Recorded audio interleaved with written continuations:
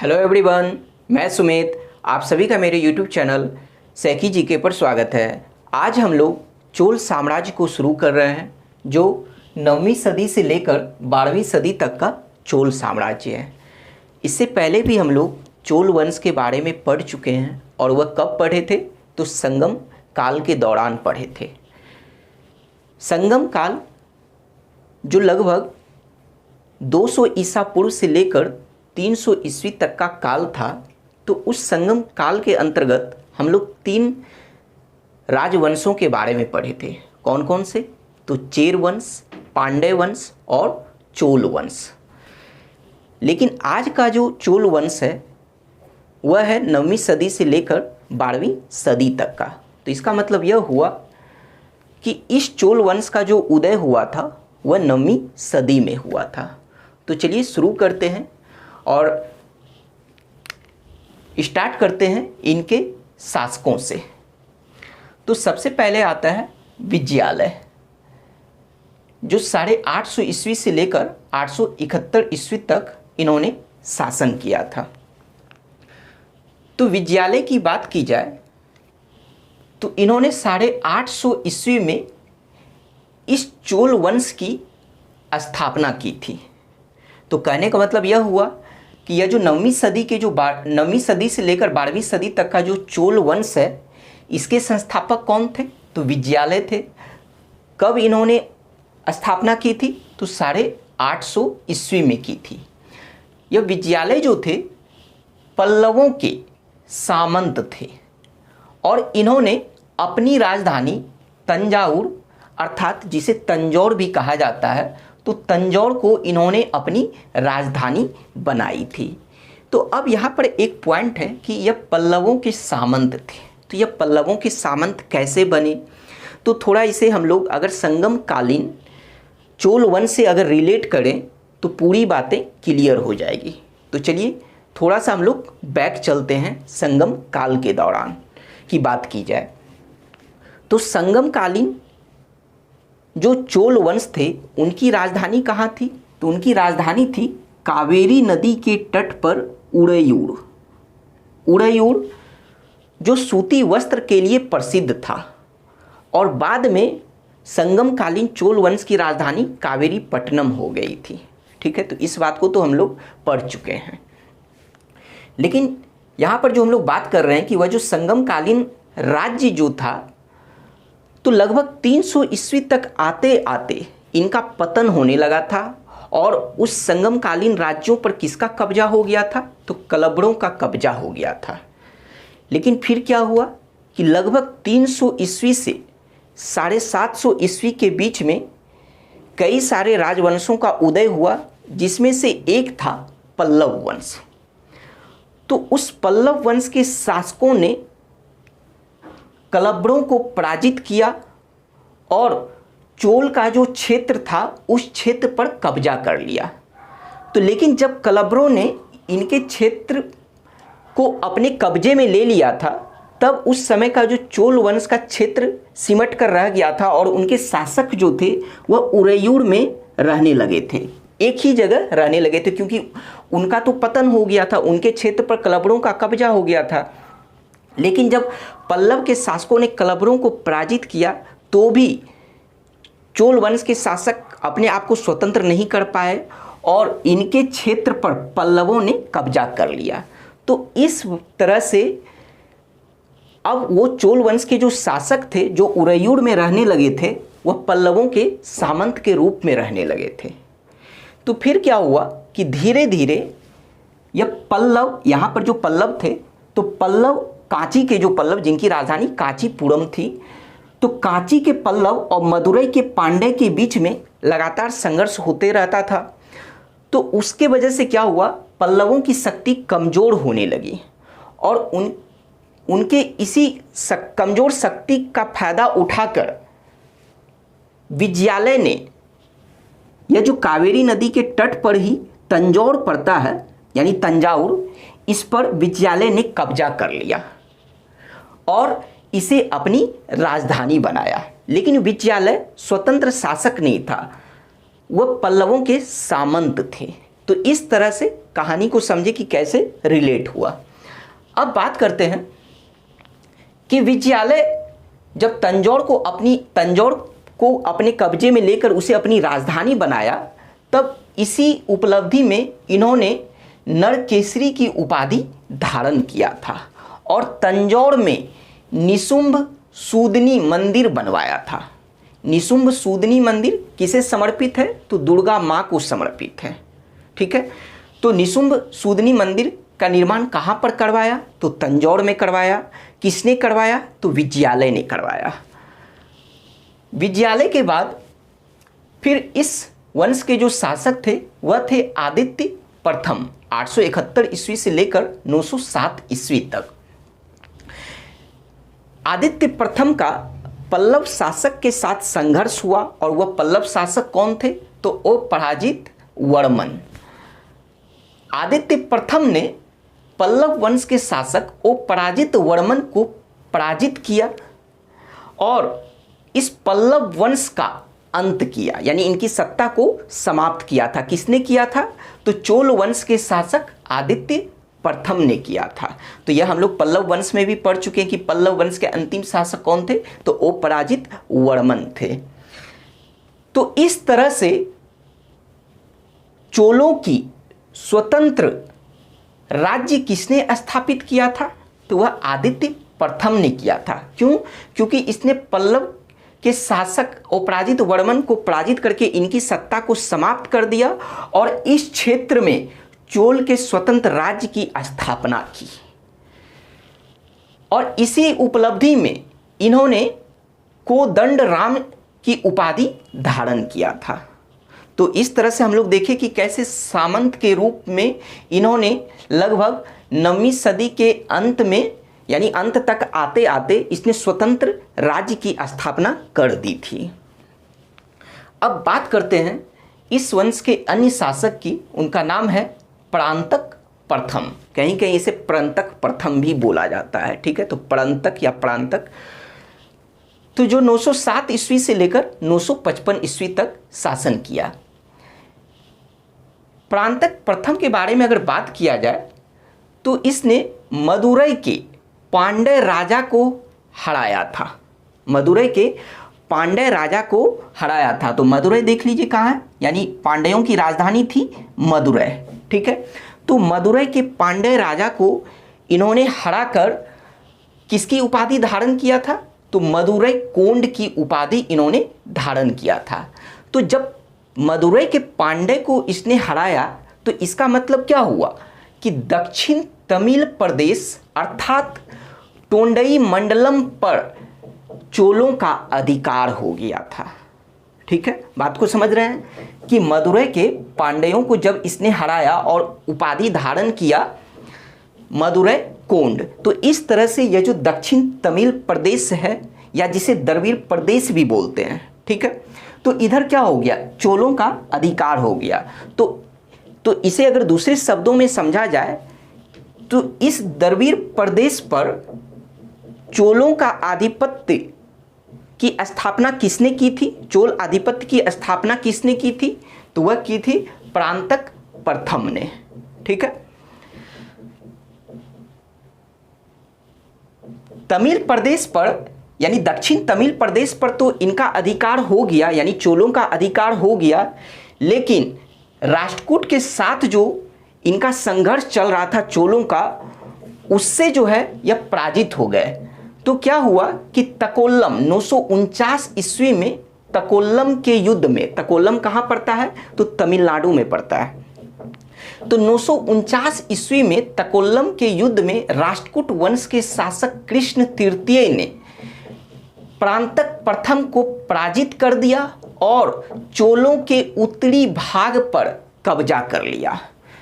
चोल जो साम्राज्य था इसके इस उत्तरी भाग पर कब्जा कर लिया। किसने किया? तो राष्ट्रकूट वंश के शासक कृष्ण तृतीय ने। और इस बात को हम लोग राष्ट्रकूट वंश जब पढ़ रहे थे तो वहाँ भी पढ़ चुके हैं कि 949 ईस्वी में कृष्ण तृतीय ने प्रांतक प्रथम को पराजित करके चोलों के उत्तरी भाग पर कब्जा कर लिया था। लेकिन वह युद्ध कौन सा था? तो वह युद्ध था तकोल्लम का युद्ध।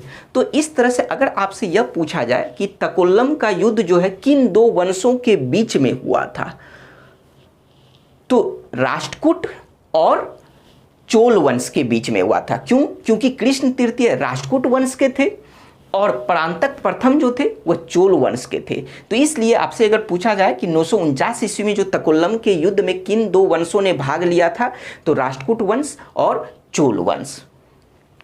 तो इस तरह से तो हम लोग देख लिए परांतक प्रथम के बारे में। अब बात करते हैं परांतक द्वितीय के बारे में। परांतक द्वितीय के बारे में बात किया जाए तो इससे कुछ उतना इम्पोर्टेंट पॉइंट नहीं है और ना ही इन्होंने इतना कोई महत्वपूर्ण कार्य किया था। बस इनके बारे में यही है कि इन्हें इतिहास में सुंदर चोल के नाम से इन्हें याद किया जाता है।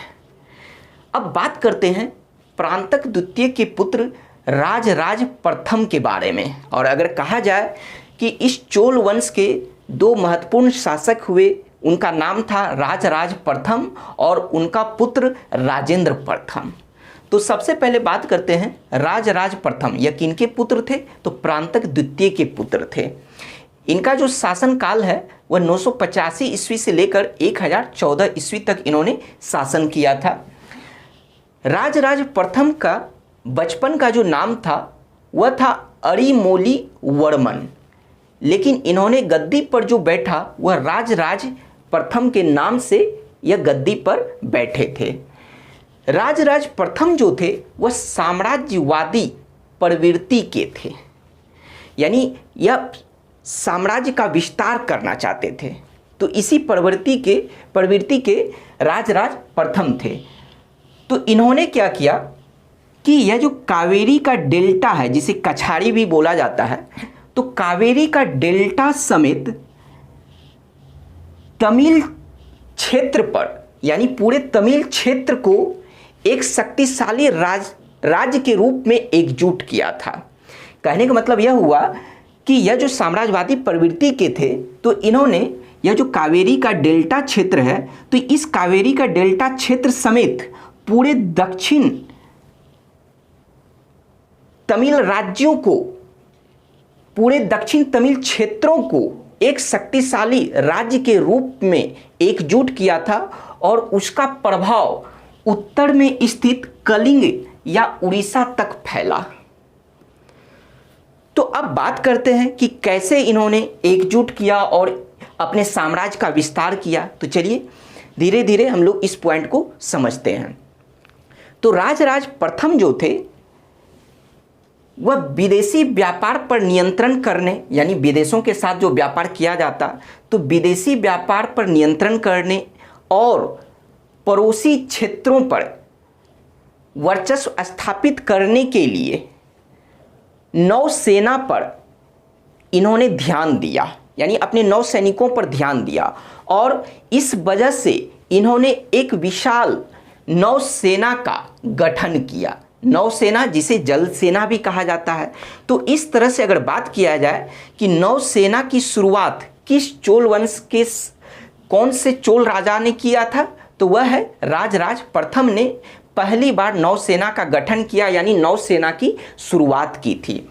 तो इसने विशाल नौसेना का गठन किया था और इसी विशाल नौसेना के मदद से अब यह देखिए कि अपने साम्राज्य का विस्तार करेगा। तो चलिए देखते हैं इसके साम्राज्य का विस्तार।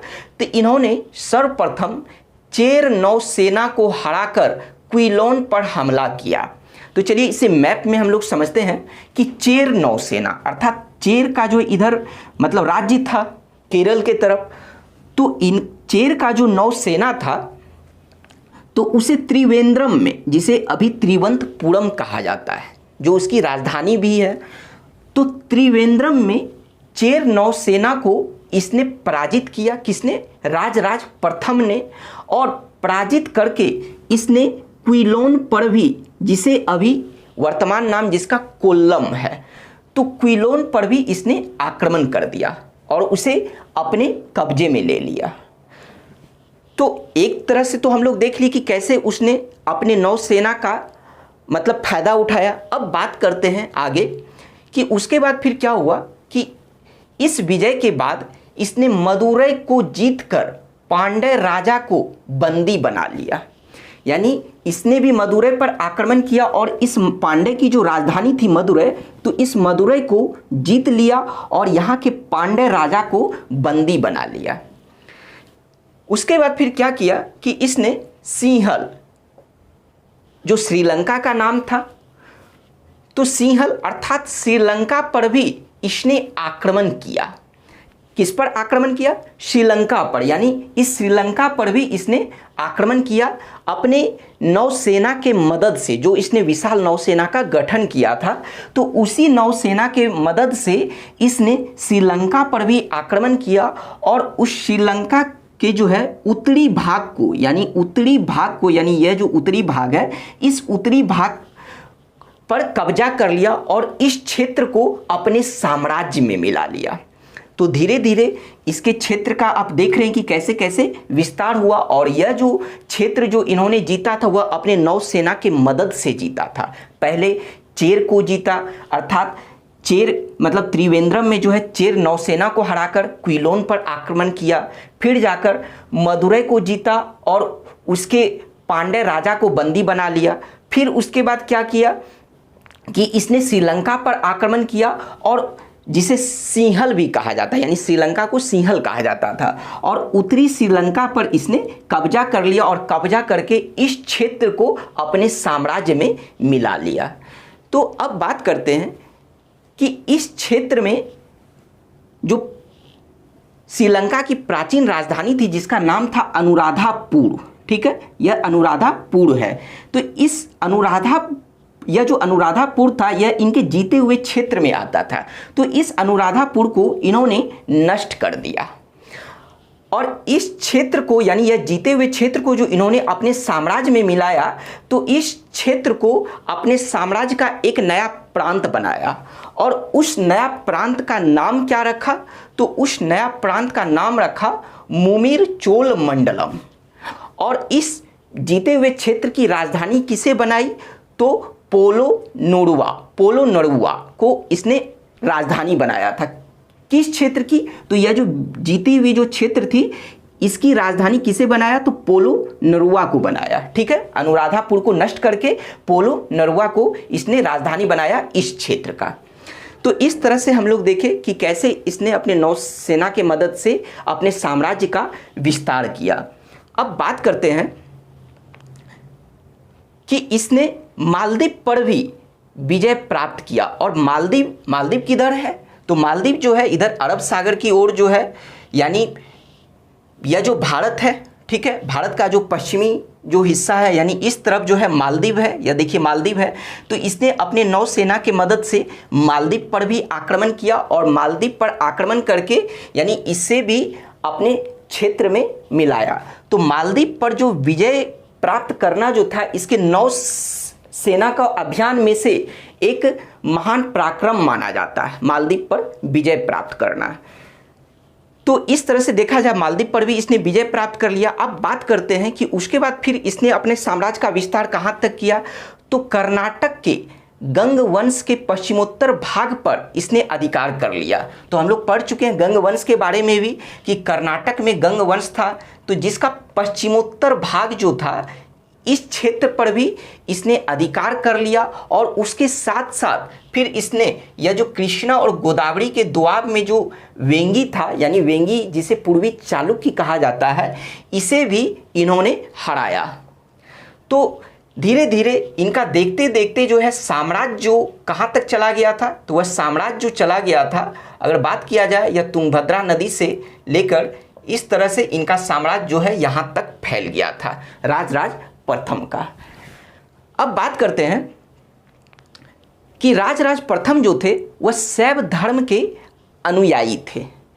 तो शैव धर्म के अनुयायी होने की वजह से इन्होंने तंजौर में राजराजेश्वर मंदिर या फिर जिसे बृहदीश्वर मंदिर भी कहा जाता है, तो 1010 ईस्वी में इन्होंने तंजौर में राजराजेश्वर मंदिर या फिर बृहदीश्वर मंदिर का निर्माण करवाया था। कहाँ करवाया था? तंजौर में, जो इनकी राजधानी थी। तो अपनी राजधानी में ही बृहदेश्वर मंदिर या फिर राजराजेश्वर मंदिर का निर्माण करवाया था। कब करवाया था? तो 1010 ईस्वी में। तो इस मंदिर के बारे में हम लोग और भी आगे पढ़ेंगे जब हम लोग स्थापत्य कला के बारे में बात करेंगे। तो हम लोग राजराज प्रथम के बारे में देख लिए कि यह एक साम्राज्यवादी प्रवृत्ति के थे। अब बात करते हैं इनके पुत्र के बारे में। राजेंद्र प्रथम, जिनका शासन काल था 1014 ईस्वी से लेकर 1044 ईस्वी तक, इन्होंने क्या किया कि अपने पिता का मतलब अपने पिता के तरह ही यह भी साम्राज्यवादी प्रवृत्ति के थे और उनके क्षेत्रों का और भी विस्तार किया इन्होंने। तो यह सिंहासन पर बैठने से पहले ही इन्होंने युद्ध में एक तरह से कुशलता प्राप्त कर ली थी। तो इसने क्या किया कि पांड्य और चेर शासकों को बुरी तरह से पराजित करके उसके क्षेत्र को अपने साम्राज्य में मिला लिया। तो अब यहाँ पर ध्यान देने वाली बात है कि सबसे पहले हम लोग बात करते हैं परांतक प्रथम से। तो हम लोग देखे थे कि मदुरै के पांड्य को इसने ही सर्वप्रथम हराया था। तो इस तरह से इस द्रविड़ प्रदेश या फिर दक्षिण तमिल प्रदेश में चोल आधिपत्य की स्थापना किसने की थी? तो वह परांतक प्रथम ने की थी। उसके बाद फिर क्या हुआ कि राजराज प्रथम ने भी मदुरै के पांड्य राजा को हराया, लेकिन इन लोगों ने इसे अपने साम्राज्य में नहीं मिलाया था। भले ही उस पर कब्जा कर लिया था, उस पर अधिकार था, लेकिन उसे अपने साम्राज्य में नहीं मिलाया था। लेकिन क्या हुआ कि राजेंद्र प्रथम ने फिर से इन्होंने पांड्य और इधर जो चेर रहते थे तो इन दोनों के शासकों को बुरी तरह पराजित किया और इनके क्षेत्रों को इन्होंने अपने साम्राज्य में मिला लिया। ठीक है, तो अपने साम्राज्य में मिला लिया। फिर राजराज प्रथम ने जो संपूर्ण श्रीलंका पर विजय नहीं प्राप्त कर सका था, बल्कि उत्तरी श्रीलंका अर्थात उत्तरी सिंहल पर इसने विजय प्राप्त किया था। लेकिन राजेंद्र प्रथम ने क्या हुआ कि अपने पिता के तरह ही इन्होंने भी श्रीलंका पर आक्रमण किया, लेकिन यह संपूर्ण सिंहल अर्थात संपूर्ण श्रीलंका पर इसने विजय प्राप्त किया था। ठीक है, संपूर्ण श्रीलंका पर इन्होंने विजय प्राप्त किया था। और यह विजय कब प्राप्त किया था? तो 1017 ईस्वी में इन्होंने संपूर्ण श्रीलंका पर विजय प्राप्त किया था और इन्होंने राजा और रानी के मुकुट एवं राज चिन्ह पर कब्जा कर लिया था और वहां के राजा एवं रानी के साथ कठोर व्यवहार किया, जो चोल साम्राज्य के इतिहास के लिए एक तरह से कलंक है, क्योंकि इसने श्रीलंका के राजा रानी के साथ दुर्व्यवहार किया था। तो इस वजह से इनके साम्राज्य के लिए यह एक कलंक है। तो क्या हुआ कि इसने जब श्रीलंका यानी संपूर्ण सिंहल पर जब इसने कब्जा कर लिया तो उस समय जो वहाँ के शासक थे वह थे महेंद्र पंचम। ठीक है, महेंद्र पंचम। तो महेंद्र पंचम को बंदी बनाकर यह चोल राज्य ले आए थे। कौन ले आए थे? तो राजेंद्र प्रथम। और यहीं पर महेंद्र पंचम की 12 वर्षों के बाद इनकी मृत्यु हो गई थी। तो ठीक है, तो इस तरह से हम लोग देखें कि राजराज प्रथम ने तो सिर्फ उत्तरी श्रीलंका पर कब्जा किया था, लेकिन राजेंद्र प्रथम ने पूरे श्रीलंका यानी संपूर्ण सिंहल पर इसका कब्जा हो गया था। जिसके बाद जो है यानी उस समय से लेकर अगले 50 वर्षों तक श्रीलंका मुक्त नहीं हो पाया था, यानी स्वतंत्र नहीं हो पाया था। ठीक है, तो अब बात करते हैं हम लोग कि राजेंद्र प्रथम के अभियानों में से 2 अभियान उल्लेखनीय है, यानी इनके 2 अभियान का उल्लेख किया जाता है। इनके 2 अभियानों के बारे में मतलब याद किया जाता है। एक है सैनिक अभियान और दूसरा है नौ सैनिक अभियान। तो सबसे पहले अगर बात करें कि सैनिक अभियान की, तो वो एक अभियान है कलिंग के रास्ते बंगाल पर सैनिक अभियान, और यह अभियान कब किया था? तो 1022 ईस्वी में। तो इसे मैप से समझिए कि कलिंग के रास्ते, तो यहाँ देखिए यह कलिंग है, कलिंग के रास्ते इसने बंगाल में सैनिक अभियान किया था। और यह सैनिक अभियान कब किया था? तो 1022 ईस्वी में किया था। तो चलिए इस अभियान के बारे में समझते हैं जिसे याद रखा जाता है। ठीक है, तो बात करें कि इस अभियान का नेतृत्व किसने किया था? तो इस अभियान का नेतृत्व एक चोल सेनापति ने किया था। तो यह अभियान जो था वह क्या था? तो इस अभियान में गंगा नदी के पार 2 स्थानीय राजाओं को हराया गया था। तो चलिए इसे मैप से हम लोग समझते हैं कि यह जो एक सैनिक अभियान किया गया था राजेंद्र प्रथम के शासन काल में, तो वह कलिंग से होते हुए बंगाल के क्षेत्र में सैनिक अभियान किया गया था, जिसमें क्या हुआ था, यह जो देखिए गंगा नदी है, ठीक है, तो इस गंगा नदी के पार यह लोग गंगा नदी के पार हो गए थे, ठीक है, और गंगा नदी के पार जो थे 2 स्थानीय शासक थे। कितने थे? 2 स्थानीय शासक थे। तो उन 2 स्थानीय शासक को इन लोगों ने यानी चोल सेना ने पराजित किया था। और उस चोल सेना का यानी इस अभियान का नेतृत्व किसने किया था? तो एक चोल सेनापति ने किया था। तो इस अभियान में किस मार्ग का अनुसरण किया गया था? तो बात करते हैं यानी किस मार्ग को अपनाया गया था। तो इसमें उसी मार्ग को अपनाया गया था, यानी बात करने का मतलब यह हुआ कि इस अभियान में समुद्रगुप्त के मार्ग का अनुसरण किया गया था, अर्थात कॉपी किया गया था। गुप्त वंश के जो शासक थे समुद्रगुप्त, तो समुद्रगुप्त ने इस क्षेत्र के राजा पर जो आक्रमण किया था, तो आक्रमण करने के लिए समुद्रगुप्त ने जिस मार्ग को अपनाया था उसी मार्ग को यह चोल सेना ने अपनाया था। तो कहने का मतलब क्या हुआ कि यह जो कलिंग से लेकर बंगाल पर जो इन्होंने अभियान किया और गंगा पार जो 2 स्थानीय शासकों को हराया था, तो उसमें समुद्रगुप्त के मार्ग का इन लोगों ने अनुसरण किया था। और वह जो 2 स्थानीय शासकों को इन लोगों ने पराजित किया था, उसमें से एक शासक था पाल वंश के शासक महीपाल। हम लोग पढ़ चुके हैं कि महीपाल के समय में पाल वंश का फिर से एक तरह से पुनर्स्थापना हुआ था, ठीक है। तो अब बात किया जाए कि इस अभियान में क्या हुआ कि राजेंद्र प्रथम की विजय हुई। तो इसी विजय के उपलक्ष्य में इन्होंने राजेंद्र प्रथम ने गंगई कोंड चोल की उपाधि धारण की, जिसका मतलब क्या होता है कि गंगा का चोल विजेता। किसका चोल विजेता? तो यह गंगा क्षेत्र का यानी गंगा पार जो इन्होंने विजय प्राप्त की थी, तो इस वजह से इन्होंने उपाधि धारण की थी गंगई कोंड चोल, अर्थात गंगा का चोल विजेता। और उसी विजय की स्मृति में इन्होंने क्या किया कि कावेरी नदी के मुहाने पर, यानी यह जो कावेरी नदी का जो यह मुहाना है, तो इस मुहाने पर इन्होंने एक नए नगर का निर्माण करवाया, यानी एक नए नगर की स्थापना करवाई। और उसका नाम क्या था? तो गंगई कोंड चोलपुरम। अर्थात इसका मतलब क्या हुआ? तो गंगई कोंड चोलपुरम का मतलब यह हुआ कि गंगा के चोल विजेता का राज्य, गंगा के चोल विजेता का नगर, ठीक है, यह इसका अर्थ हुआ। और जब इसने नए नगर की स्थापना की तो इसने अपनी नई राजधानी किसे बनाई? तो इसने अपनी नई राजधानी इसे ही बनाई, गंगई कोंड चोलपुरम, जो कावेरी नदी के मुहाने पर स्थित था, ठीक है। तो यहाँ पर वही लिखा गया है कि गंगई कोंड चोलपुरम को इन्होंने अपनी नई राजधानी बनाया जो कावेरी नदी के मुहाने पर था। तो उसी विजय की स्मृति में, याद में, और अपने नए राजधानी के निकट ही इन्होंने एक चोल गंगम नामक विशाल तालाब का निर्माण करवाया। कहने का मतलब एक कृत्रिम झील का निर्माण करवाया जो कि बहुत ही बड़ा था, तो जिसका नाम क्या रखा था? तो चोल गंगम। तो यह किस लिए निर्माण करवाया गया था? तो यह सिंचाई के लिए निर्माण करवाया गया था, ठीक है।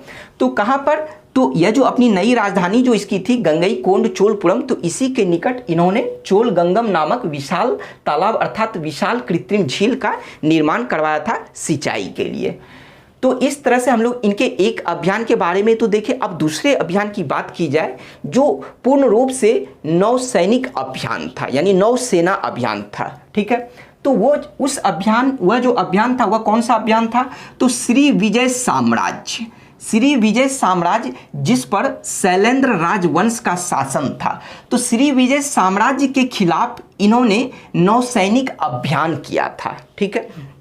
शैलेंद्र राजवंश के बारे में हम लोग पाल वंश को जब पढ़ रहे थे तो उस समय भी पढ़े थे कि शैलेंद्र राजवंश के साथ पाल वंश के शासकों का अच्छा संबंध था, अर्थात मधुर संबंध था। और यह जो शैलेंद्र वंशी शासक जो थे, इन लोगों का जो वर्चस्व जो था वह दक्षिण पूर्वी एशिया के क्षेत्रों में था। कौन कौन से द्वीपों पर? तो मलाया, जावा, सुमात्रा। यहाँ देखिए मैप में आपको दिखाया गया है कि सुमात्रा, जावा और इधर ही मलाया पड़ता है, यानी और इसके आसपास के और भी सारे द्वीप पर इन शैलेंद्र वंशी शासकों का वर्चस्व था और जिनका मधुर संबंध पाल वंश के शासकों के साथ था। तो बात यहां पर किया जा रहा है कि श्री विजय साम्राज्य के खिलाफ नौसैनिक अभियान।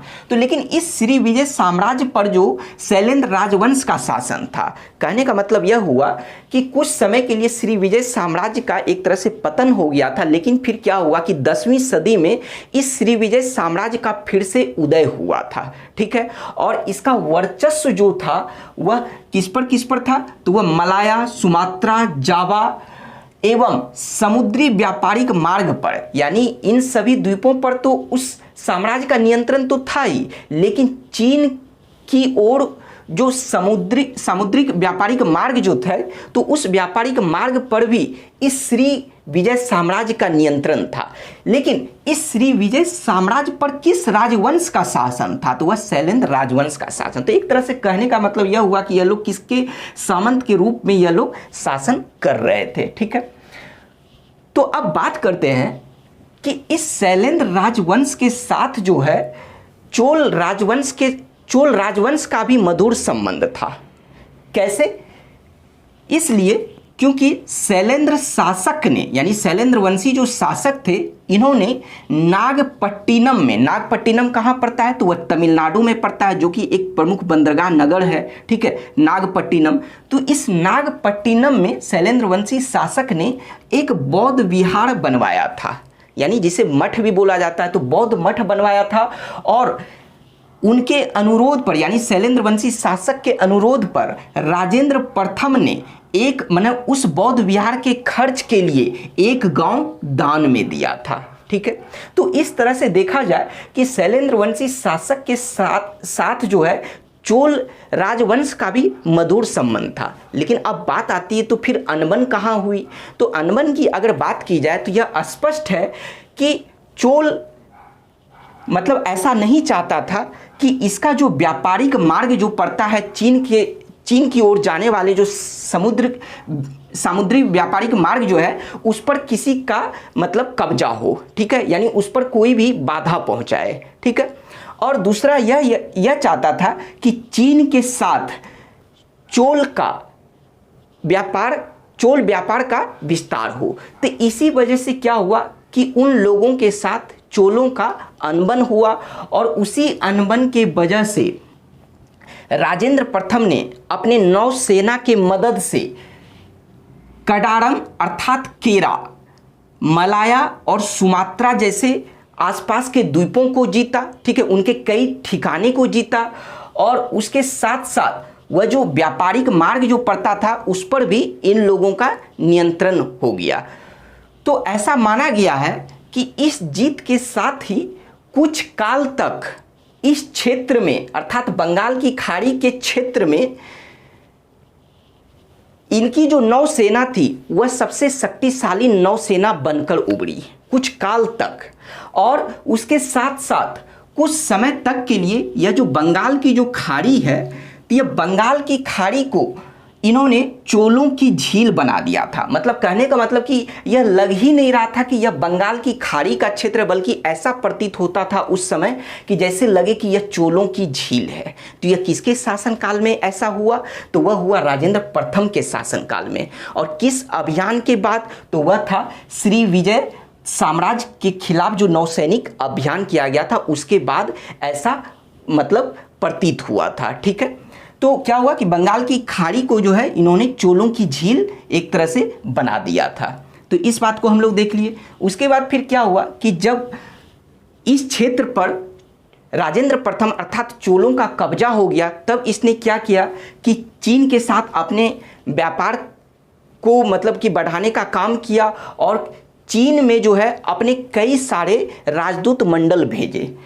और वह 1016 और 1033 में राजदूत ये राजेंद्र प्रथम ने अपने अनेक राजदूत मंडल चीन भेजा था। इस तरह से हम लोग देख लिए।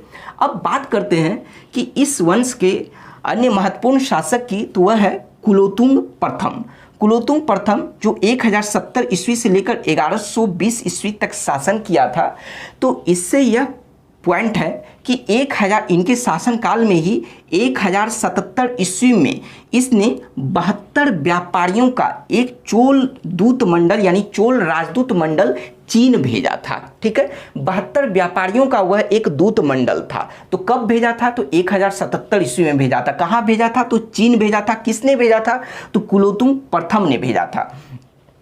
तो यह जो 72 व्यापारियों का जो एक दूत मंडल चीन गया था, तो इन लोगों ने नजराने के रूप में यानी व्यापार करने के लिए कुछ वस्तु ले गए। और यह बात हमें कहाँ से पता चलती है? तो वह चीनी वृत्तांत से पता चलती है। ठीक है, तो चीनी वृत्तांत के अनुसार यह जो 72 व्यापारियों का जो एक राजदूत मंडल चीन गया था, तो इन लोगों ने कांच के बर्तन, हाथी के दांत, गेंडे के सींग, ये सभी सामान लेकर गए थे।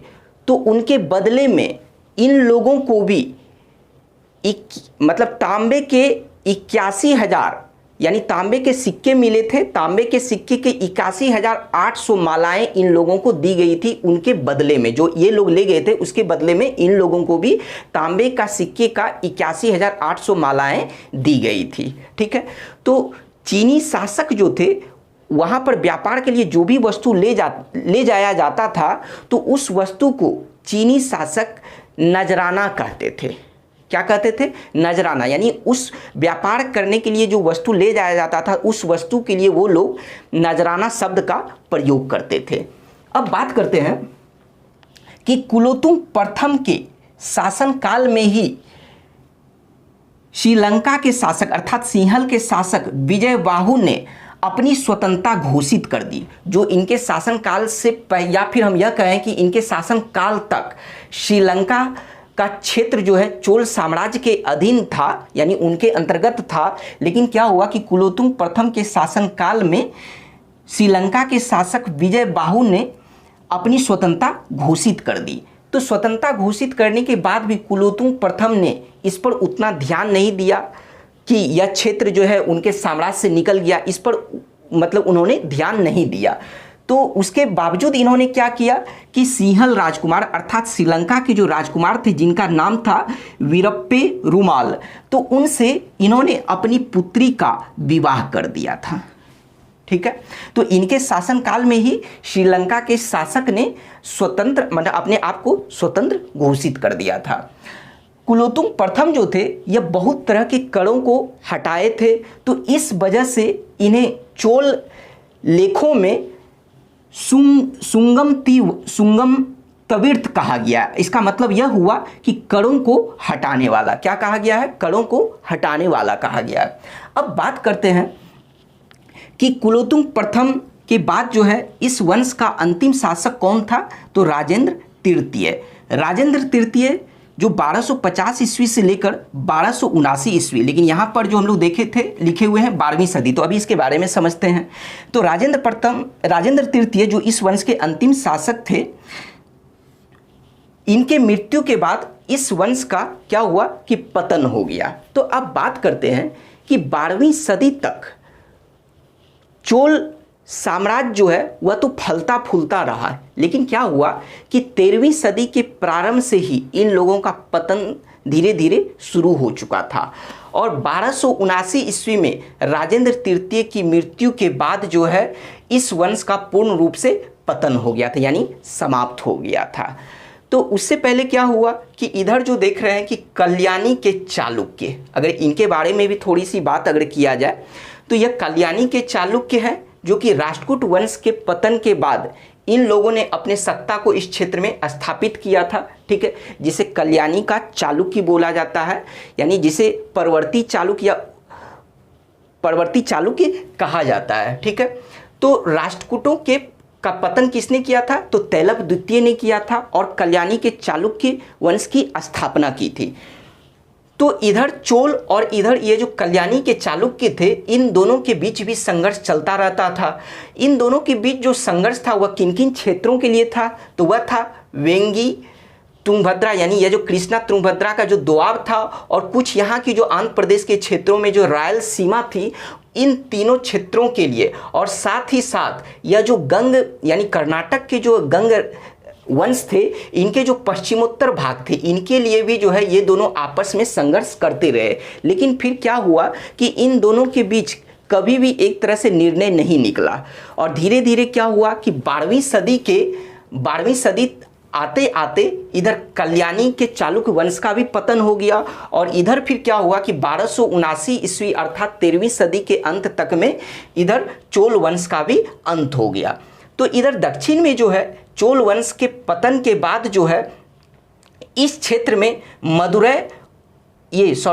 पांड्य और होयसल वंश ने अपने राज्य की स्थापना की। फिर से पांड्यों ने अपने राज्य की स्थापना की, और मतलब इधर दो वंशों ने स्थापना की थी चोल के क्षेत्र पर। कौन कौन, तो एक पांड्य और दूसरा होयसल।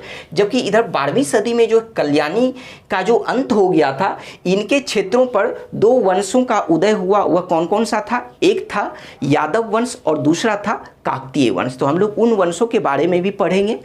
अब बात करते हैं, तो इस तरह से हम लोग देखें कि संस्थापक से लेकर इनके अंतिम शासक के बारे में। अब बात करते हैं चोल प्रशासन के बारे में, ठीक है। तो चोल प्रशासन की अगर बात की जाए तो सबसे पहले बात करते हैं राजा। तो इस काल में भी राजा सर्वोच्च व्यक्ति होते थे, अर्थात यही सबसे महत्वपूर्ण व्यक्ति होते थे, सत्ता इन्हीं के हाथों में होती थी। लेकिन इनके सलाह के लिए यानी इन्हें सलाह देने के लिए एक मंत्री परिषद का गठन किया जाता था। लेकिन चोल वंश की जो एक विशेषता थी, वह विशेषता यह थी कि चोल वंश के शासक अपने शासन काल में ही अपना उत्तराधिकारी घोषित कर देते थे। कहने का मतलब यह हुआ कि मान लीजिए कि जैसे सपोज कीजिए, कुछ यहाँ से एग्जाम्पल लेते हैं कि जैसे राज प्रथम यह शासन कर रहे थे, ठीक है। तो इन्होंने अपने शासन, यह जो इनका शासन काल था 985 ईस्वी से लेकर 1014 ईस्वी तक, तो इन्होंने अपने शासन काल में ही अपने उत्तराधिकारी अर्थात राजेंद्र प्रथम की घोषणा कर दिए थे। वो अलग बात है कि इनके मृत्यु के बाद यह गद्दी पर बैठे, लेकिन उत्तराधिकारी की घोषणा वह अपने शासनकाल में ही कर देते थे। और ऐसा करने वाले कौन से राजवंश थे, तो वह थे चोल वंश। इससे पहले हम लोग किसी भी राजवंश के बारे में ऐसा नहीं पढ़े हैं। तो अगर आपसे यह पूछा जाए कि कौन सा राजवंश ऐसा था जो अपने शासन, जो उसके शासक जो थे अपने शासन काल में ही अपने उत्तराधिकारी को घोषित कर देते थे, तो वह होगा चोल वंश। अब बात करते हैं कि चोल शासकों के पास जो है एक विशाल सेना थी, और उस सेना के 3 अंग थे। और वह 3 अंग कौन कौन थे, अश्व, गज और पैदल, अर्थात हाथी सेना, घुड़सवार सेना और पैदल सेना, ठीक है। लेकिन इन सेनाओं के अलावा भी इनके पास एक और भी विशाल नौसेना थी, जिसके बारे में हम लोग पढ़ भी चुके हैं। और उस विशाल नौसेना का गठन, या फिर हम कहें कि उस विशाल नौसेना की शुरुआत किसने की थी, तो वह राज प्रथम ने की थी। और यह वही विशाल नौसेना है जिनकी मदद से इन लोगों ने मालदीव, श्रीलंका एवं सुमात्रा, जावा, मलाया जैसे अन्य द्वीपों पर इन्होंने अधिकार किया था, यानी कब्जा किया था, ठीक है। तो इस तरह से देखा जाए तो यह जो चोल वंश है, चोल साम्राज्य है, वह अपने नौसैनिक शक्ति के लिए प्रसिद्ध था। तो इसलिए अगर आपसे यह पूछा जाए कि चोल वंश जो है अपने किस शक्ति के लिए प्रसिद्ध था, तो वह नौसैनिक शक्ति के लिए प्रसिद्ध था। या फिर यह पूछा जाए कि नौसैनिक शक्ति के लिए कौन से राजवंश प्रसिद्ध थे, तो वह होगा चोल वंश।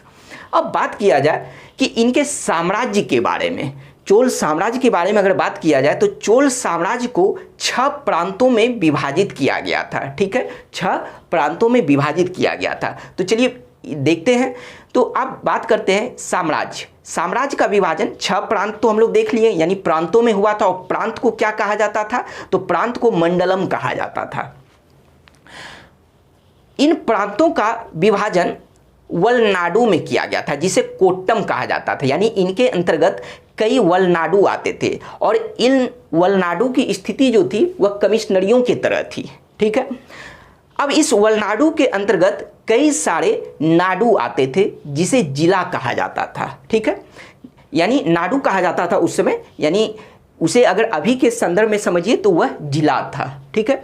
और इस नाडु के अंतर्गत कई सारे गांव आते थे और इस गांव में जो सभाएं लगती थी उसे क्या कहा जाता था, ग्राम सभा कहा जाता था।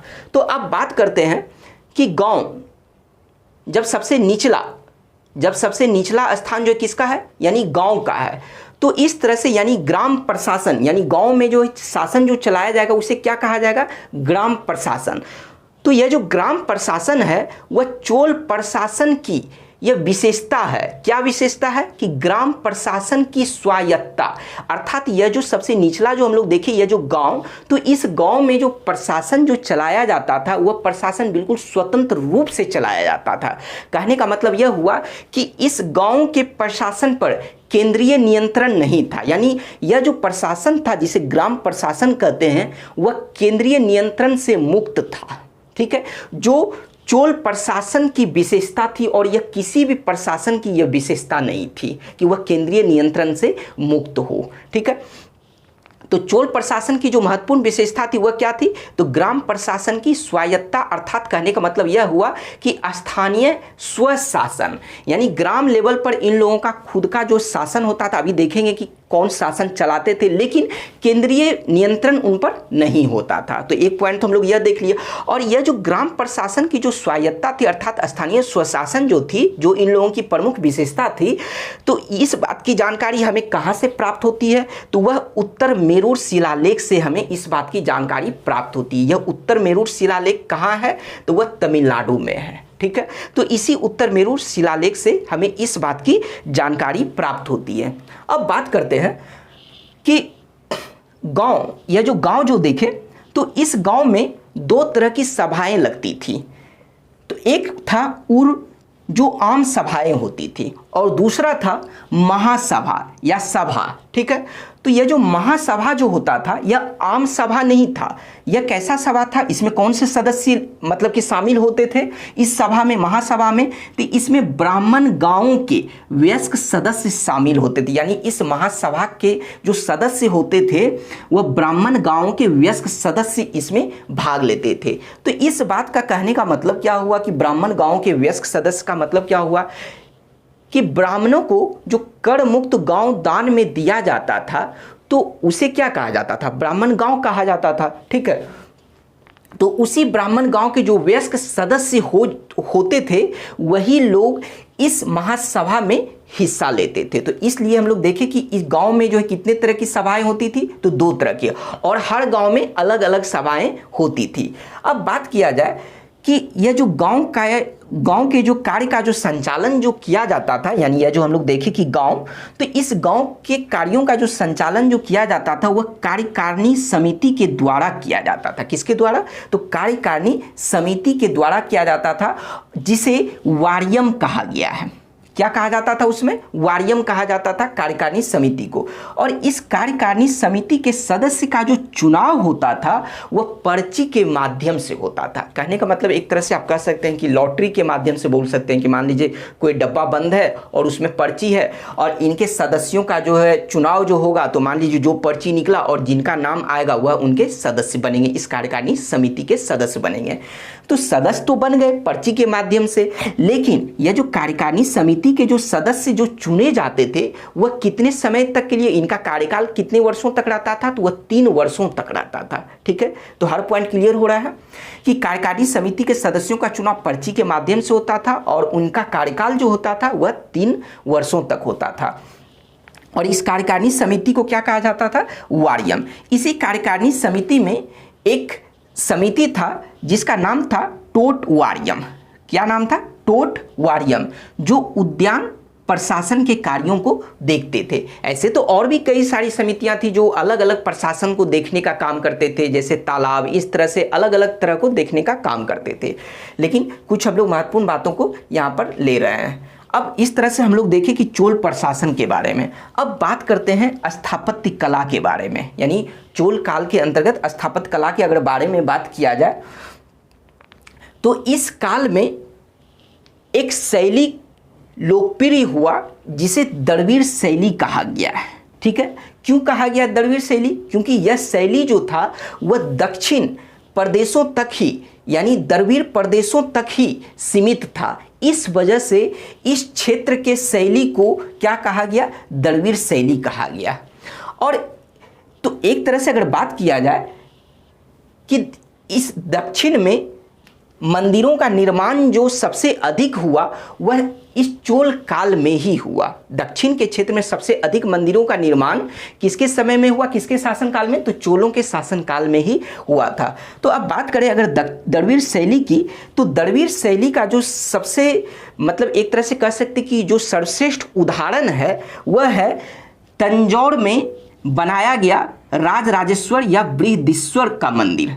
राजराजेश्वर या जिसे बृहदीश्वर मंदिर भी कहा जाता है। तो इस मंदिर का निर्माण किसने करवाया था? तो यह बात हम लोग पढ़ चुके हैं कि यह राजराज प्रथम ने करवाया था। ठीक है, किसने करवाया था? राजराज प्रथम ने करवाया था। कब करवाया था? तो 1010 ईस्वी में तंजौर में करवाया था। तो यह जो द्रविड़ शैली का सर्वश्रेष्ठ उदाहरण है। तो अगर आपसे यह पूछा जाए कि द्रविड़ शैली का सर्वश्रेष्ठ उदाहरण कौन सा मंदिर है, तो वह है राजराजेश्वर या फिर जिसे बृहदीश्वर मंदिर भी कहा जाता है, जो भगवान शिव को समर्पित है। क्योंकि राजराज प्रथम जो थे वह शैव धर्म के अनुयायी थे। और इसी मंदिर के परिसर में एक विशाल नंदी मूर्ति का निर्माण करवाया गया है। और यह जो विशाल नंदी मूर्ति है वह भारत का विशालतम नंदी मूर्ति है। तो कहने का मतलब यह हुआ कि भारत का विशालतम नंदी मूर्ति का निर्माण कहाँ करवाया गया है? तो वह राजराजेश्वर या फिर बृहदीश्वर मंदिर के परिसर में इस भारत के विशालतम नंदी मूर्ति का निर्माण करवाया गया है, जो कहाँ है? तो तंजौर में है। ठीक है, अब बात करते हैं, इस तरह से हम लोग देखें कि द्रविड़ शैली के बारे में। अब बात करते हैं कुछ मूर्ति कला के बारे में। तो मूर्ति कला के बारे में अगर बात किया जाए तो वह जो सर्वश्रेष्ठ उदाहरण है वह है नटराज अर्थात शिव। तो नटराज की प्रसिद्ध कांस्य मूर्ति, जिसे धातु की भी मूर्ति बोला जाता है, तो नटराज की प्रसिद्ध कांस्य मूर्ति वह चोल कला का सर्वश्रेष्ठ उदाहरण है मूर्ति के क्षेत्र में। ठीक है, और यह जो नटराज की जो मूर्ति जो बनाई जाती थी और इसकी आकृति कैसी होती थी? तो इसकी आकृति चतुर्भुज होती थी, यानी चतुर्भुज के आकार की यह मूर्ति बनाई जाती थी। और यह जो प्रतिमा जो था, यानी यह जो मूर्ति था, यह विश्व की श्रेष्ठतम प्रतिमा रचना थी, यानी विश्व की सर्वश्रेष्ठ प्रतिमा रचना थी। कौन सी? तो नटराज की कांस्य की मूर्ति अर्थात धातु की मूर्ति। ठीक है, जो चोल कला का सर्वोत्तम उदाहरण है। अब बात करते हैं कि एक और प्रतिमा की, वह है शिव की दक्षिणामूर्ति प्रतिमा। तो शिव की दक्षिणामूर्ति प्रतिमा की अगर बात किया जाए तो यह जो शिव की दक्षिणामूर्ति प्रतिमा है यह किस रूप में इसे प्रदर्शित किया गया है? तो यह शिक्षक के रूप में इसे प्रदर्शित किया गया है, शिव की दक्षिणामूर्ति प्रतिमा को। तो इस तरह से हम लोगों का चोल साम्राज्य समाप्त हुआ, जहाँ हम लोग इनके शासक के बारे में पढ़े, फिर चोल प्रशासन और फिर स्थापत्य कला, मूर्ति कला, इन सब के बारे में पढ़े। तो आपको यह वीडियो कैसा लगा आप हमें कमेंट में ज़रूर बताइए। Thank you.